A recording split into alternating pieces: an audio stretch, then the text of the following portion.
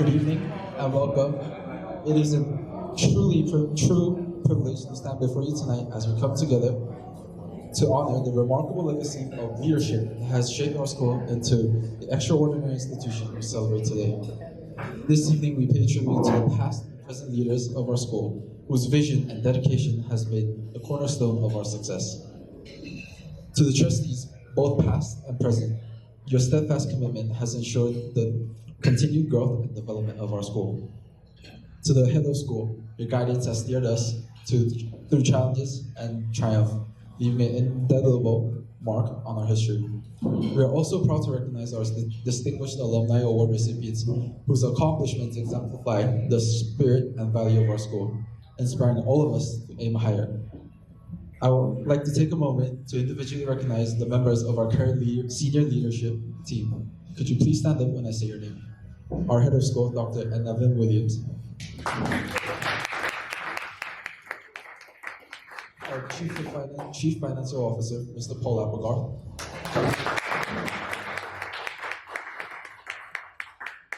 Our Assistant Head of School for Student Life, Mr. Ty Kennedy.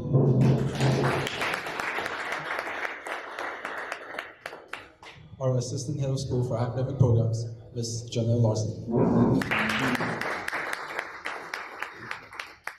Our Assistant Head of School for Global Initiatives, Mr. Graham Jesse. Our Director of Development and Alumni Relationships, Ms. Sarah Bailey. Our Learning Services Director, Ms. Wendy Condi. Our Director of Enrollment Management, Mr. Ryan John.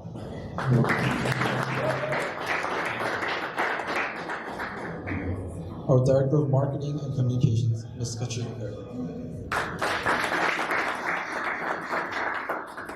Their tireless efforts has ensured the continued excellence of our school. Your dedication is deeply appreciated. I thank you all for your passion, energy, and commitment to making a difference within our community. Our school is not just a place of learning, it is a training ground for future leaders. In fact, 44% of our students engage in leadership roles during their time at Wasatch, preparing them to lead in their future phases of life. Beyond leadership, Wasatch is proud to provide diverse opportunities for students to thrive. 10% of our students are enrolled in AP or honor courses, another 10 participate in art classes, 5 are immersed in technology, and another 5 are in foreign language studies. These achievements reflect the incredible breadth of talent, ambition, and creativity within our student body. Today is not just about looking back at the achievements of the past. It is about celebrating the strength of our present and embracing the promise of the future. Thank you all for joining us today as we recognize the extraordinary individuals who make our school what it is today. Let us now enjoy this evening of reflection, gratitude, and celebration together. And now please help yourselves to the buffet. Hope you guys enjoy. Thank you. 150 years ago, Duncan McMillan declared, "Let it endure like the Wasatch Mountain. Let's call it Wasatch Mountain." Indeed, for over 150 years, it has. With humble beginnings as a single schoolhouse founded by the Presbyterian Church, the school now includes a large and vibrant campus with amazing facilities and students from all over the globe. The existence and prosperity of no institution is ever guaranteed. For an institution to flourish, it takes the dedication and labor of commitment. Tonight, we are gathered to honor the leaders that helped shape Wasatch Academy over the past 150 years. Leadership comes in many forms, and for Wasatch Academy, this includes heads of school, faculty and staff, students and alumni, and trustees. Over our history, many people have served in a variety of these roles, which I think underlines the sense of belonging and dedication we all feel for our students. I would like to recognize the unique contribution made by our faculty and staff by sharing a review I recently read about the school about leadership. The reviewer explained how her son had flourished at the school and said Wasatch Academy is a culture of kindness. It also challenges students to become their best selves and provides structure and support for them.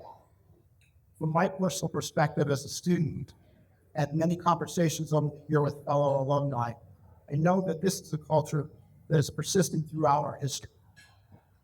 I believe it is the faculty and staff that have nurtured such culture over our history, and it is this that makes this school so very special. While we are gathered here to celebrate the contributions of our school's community, I would like to acknowledge that we are simply but a few of the many contributors who have blessed our school throughout its history, and I give thanks for their legacy. I also celebrate our student council guests, for it is in you that we see the future of our school. The highlight of my fall board meeting was getting to meet some of you over lunch. I know that because of you, the generosity of other future benefactors our school was done with many years. I would also like to acknowledge that this year we lost a special member of our team, John Leach. John was a mischievous student who lived to become an honored alumni, trustee, and trustee emeritus. John gave tirelessly to Wasatch County, and our school has been greatly enhanced by his work. While I miss John greatly, as we all do, I take comfort knowing that John can rest, knowing what a difference he is. But finally, I would like to acknowledge and give thanks to all of you. Tonight's celebration of leadership is the first in a year-long celebration of the school's sesquicentennial, a word that we introduced in the opening days of school, and one that everyone is going to learn to spell by the end of the school year. Any of our seniors want to stand up and give it a try? One parent. Seniors thinking about it. As I look around the room tonight, I see so many different representations of leadership. Past and present trustees, distinguished alumni, and senior leadership. And I am also thrilled that our student council was able to join us this evening. So students, let me speak to you first, as we have the most input. Take a look around you. Leadership takes many forms, and as a school, we are privileged to have amongst our ranks philanthropists, community leaders, civil servants, and educators, all of whom have committed themselves to furthering the mission and serving the vision of Wasatch County. Look to them for your inspiration. As you prepare to leave Wasatch in the coming years, know that your ties to Wasatch will remain, and we look to you to continue the legacy of leadership that came before you. I am honored and privileged to serve as the head of school during this historic year. I think it's only fitting that I take a minute to recognize some of the heads of school that came before me, particularly those of the most recent decades. Some heads of school are monumental personalities, leaders during periods of huge growth and change for the school. It was Roger Hanson that led this school for over 2 decades, guiding the extraordinary shift in governance from being a Presbyterian mission school to the independent boarding school that we are today. It was Joseph Lofton who, during his more than 30 years of headship, grew our school, more than doubling both the enrollment and the Wasatch physical plant during his headship. I think it's equally important to recognize the heads of school who served during times of transition. Their own accomplishments are often overshadowed by those who came before them. Don Chin, who succeeded Roger Hanson as head of school in 1980, was known for his steady presence and commitment to building the culture of his school. In the early years of Wasatch County's independence, as we navigated governance and financial decisions, it was Don's leadership that set the tone for the campus culture that remains today. I'm very grateful that May Chin, his wife, can be with us tonight.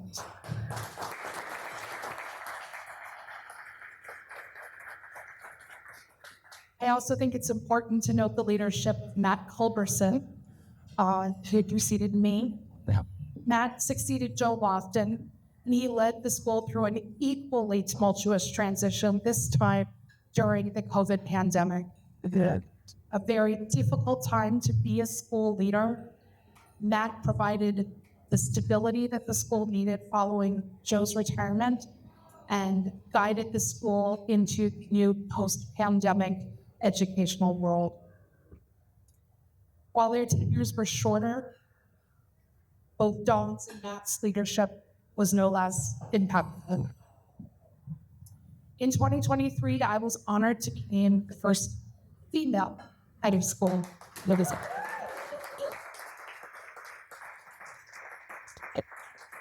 And I think it's important to note that female leadership has always been a hallmark of Wasatch.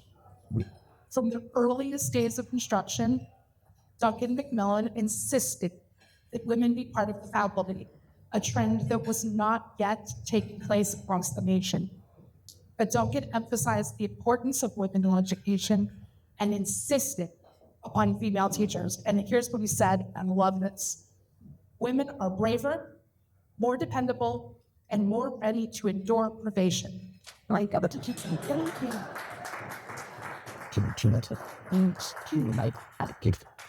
of my favorite Wasatch women's stories is that of Miss Purley. Miss Purley was a classroom teacher in the earliest days of Wasatch. And while she was teaching one day, a man rode past the schoolhouse and fired shots into the windows of the school. And the children were terrified. And Miss Purley simply said, "Children, there is no reason to be afraid of a man who can't shoot straighter than that." I admire Miss Purley. Even in the earliest days of Wasatch, when Duncan McMillan traveled, he left the school in the capable hands of Miss Delia Snow, his lead teacher, and she ran the daily operations in his absence. Over the years, Wasatch has seen women in positions of leadership across the campus, as principals, as assistant heads, counselors, teachers, benefactors, and now as a head of school. And I am honored to be part of a long tradition of female leadership at Wasatch.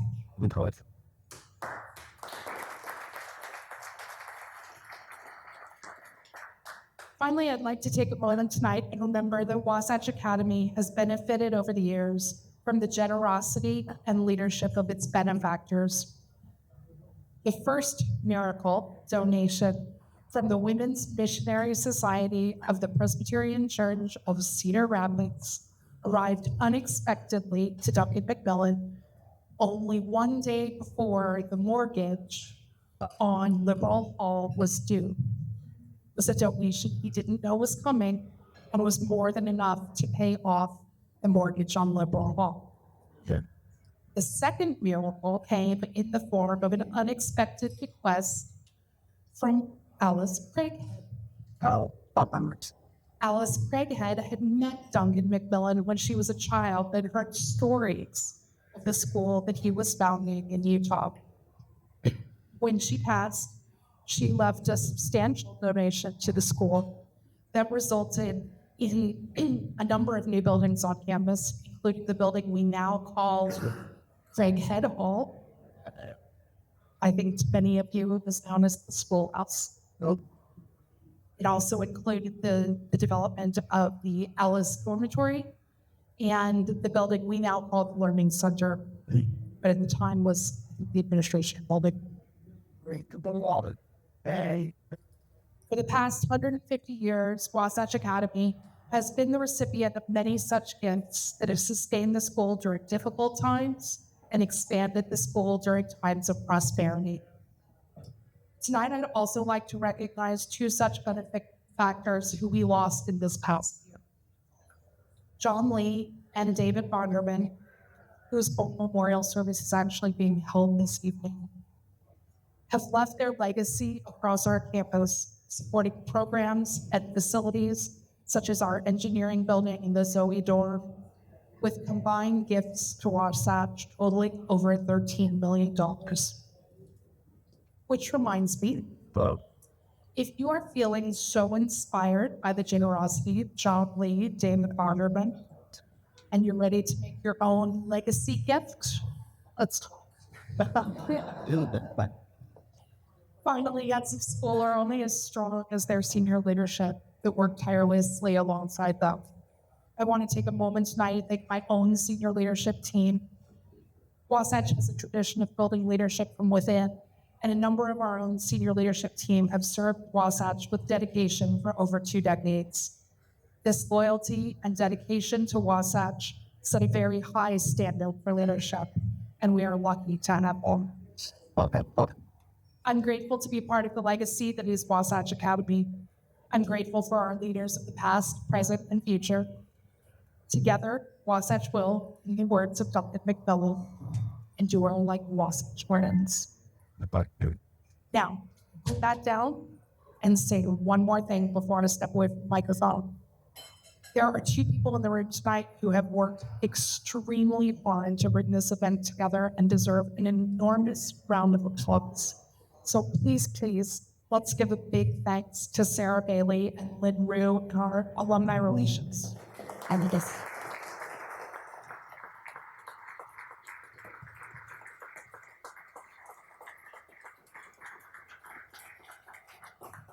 Sarah and Lynn are working behind the scenes to make this year an entire year of celebration of Wasatch.